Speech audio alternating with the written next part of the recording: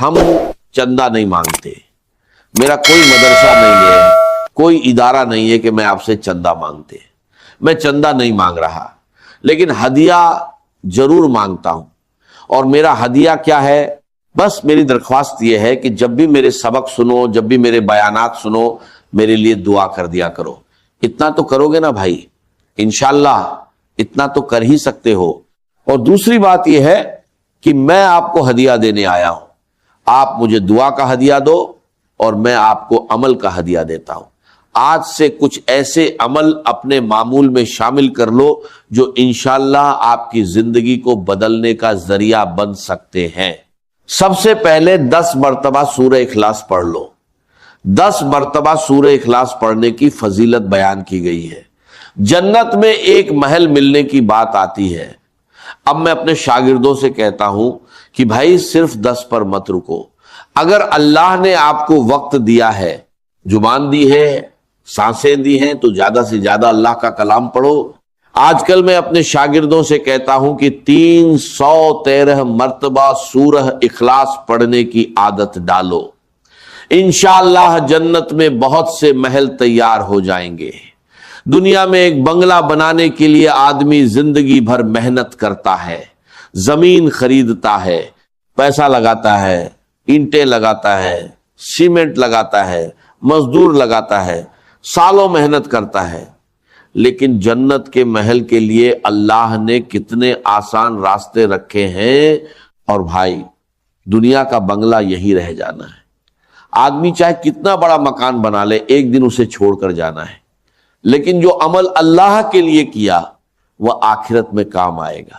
اسی لیے دنیا کے مکان کے ساتھ آخرت کا مکان بھی بناتے رہو۔ 313 مرتبہ سورہ اخلاص پڑھنے کی عادت ڈالو، اور دوسرا ہدیہ ہے 313 مرتبہ درود شریف پڑھو، چھوٹا والا درود شریف پڑھ لو۔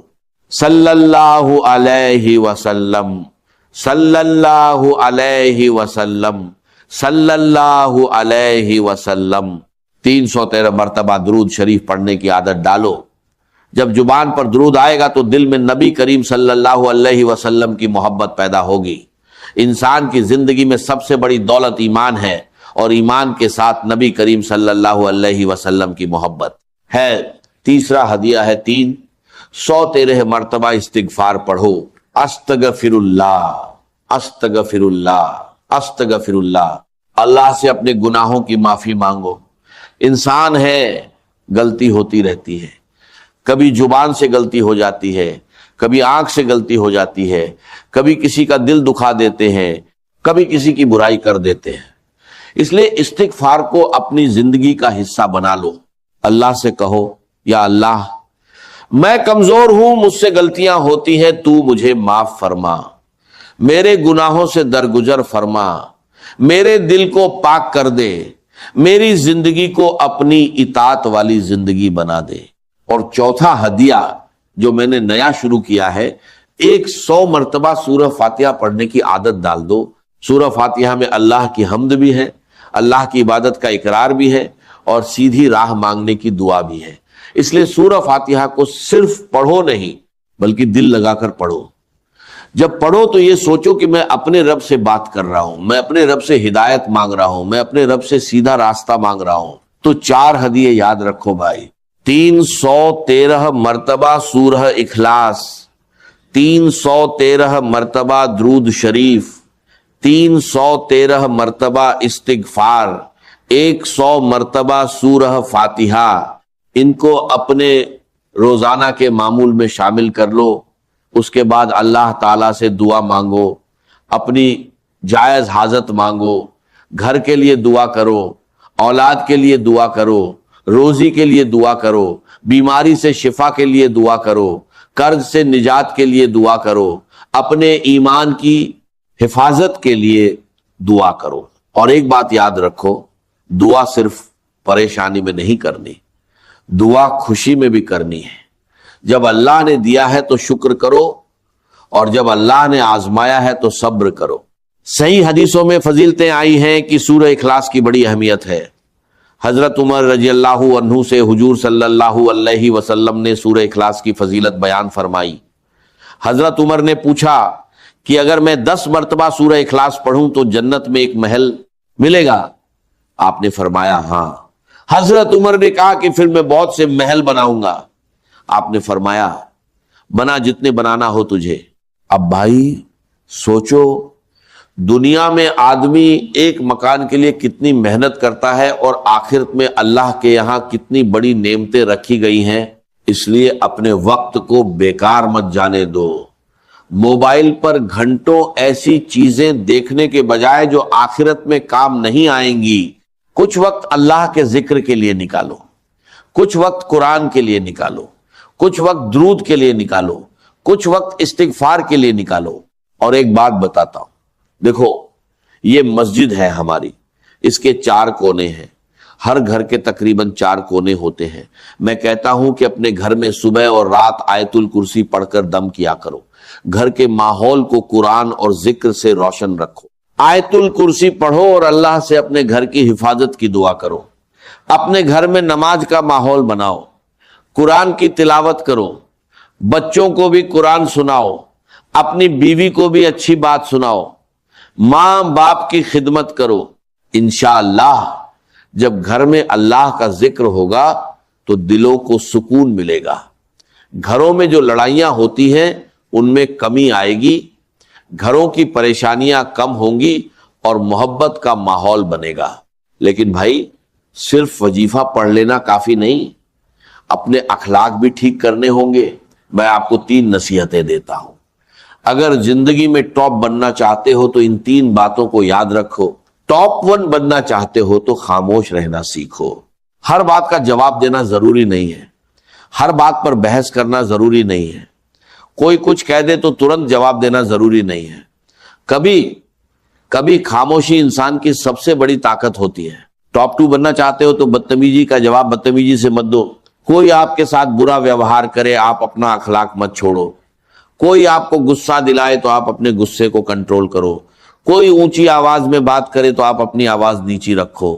اور ٹاپ 3 بننا چاہتے ہو تو کوئی آپ کے ساتھ اچھے اخلاق سے پیش آئے آپ اس سے بھی اچھے اخلاق سے جواب دو۔ یہ 3 نصیحتیں اپنی زندگی میں عمل میں لے آؤ، انشاءاللہ بہت سی لڑائیاں ختم ہو جائیں گی۔ لڑائیاں کہاں ہوتی ہیں؟ ہر آدمی چاہتا ہے کہ میں بڑا بنوں، ہر آدمی چاہتا ہے کہ میری بات صحیح مانی جائے، ہر آدمی چاہتا ہے کہ میری بات پہلے سنی جائے۔ لیکن بھائی زیادہ بولنا کمال کی چیز نہیں ہے، خاموش رہنا کمال کی چیز ہے۔ زیادہ کھانا کمال کی چیز نہیں ہے، کم کھانا اور اپنے نفس کو کنٹرول کرنا کمال کی چیز ہے۔ اسی لیے روزہ رکھا جاتا ہے۔ روزہ صرف بھوکا رہنے کا نام نہیں بلکہ اپنے نفس کو کنٹرول کرنے کا نام ہے۔ اسی طرح زبان کو بھی کنٹرول کرو، ہر بات بولنا ضروری نہیں ہے، ہر بات آگے پہنچانا ضروری نہیں ہے، ہر خبر شیئر کرنا ضروری نہیں ہے۔ پہلے دیکھو کہ بات صحیح ہے یا نہیں، پھر اسے آگے بڑھاؤ اور دعوت کے کام کو اپنا کام بناؤ۔ اللہ اور اس کے رسول صلی اللہ علیہ وسلم کی باتیں خود سنو اور دوسروں تک بھی پہنچاؤ۔ میں ہبلی گیا تھا، وہاں ایک نوجوان ملا، اس نے کہا کہ آپ کا سبق میں بہت سے لوگوں تک پہنچاتا ہوں، اس نے کہا کہ میں آپ کے سبق بہت سارے لوگوں کو بھیجتا ہوں۔ اللہ نے اسے مال دیا تو اس نے کئی موبائل تک خریدے تاکہ وہ آپ کے سبق آگے بھیجتا رہے۔ اب بھائی یہ جذبہ ہونا چاہیے، آپ کے پاس اگر کوئی اچھی بات پہنچتی ہے تو اسے صرف اپنے تک مت رکھو، اپنی بیوی کو سناؤ، اپنے بچوں کو سناؤ، اپنے بھائی کو سناؤ، اپنے دوستوں کو بھیجو۔ 2 منٹ کا سبق ہے تو 2 منٹ نکال لو، 4 منٹ کا ہے تو 4 منٹ نکال لو، 5 منٹ کا ہے تو 5 منٹ نکال لو۔